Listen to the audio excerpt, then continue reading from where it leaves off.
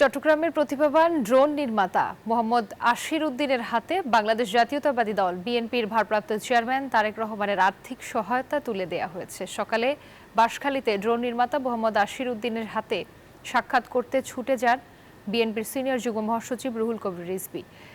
এ সময় বিএনপির সিনিয়র যুগ্ম মহাসচিব রুহুল কবির রিজভী বলেন, এই রকম প্রতিভাবানদের স্বীকৃতি দিচ্ছে বিএনপি। সরকার গঠন করতে পারলে প্রতিভাবানদের বিকাশে আরও সহায়তা করবে তারা।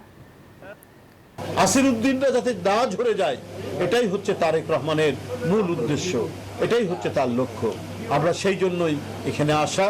তার যাবতীয় তার বেড়ে ওঠার ক্ষেত্রে, গড়ার ক্ষেত্রে, তার অনুশীলনের ক্ষেত্রে, তার গবেষণার জন্য যা যা প্রয়োজন, আমরা যদি বিএনপি যদি ক্ষমতায় আসে, সেই সকল ব্যবস্থা তাকে করতে হবে।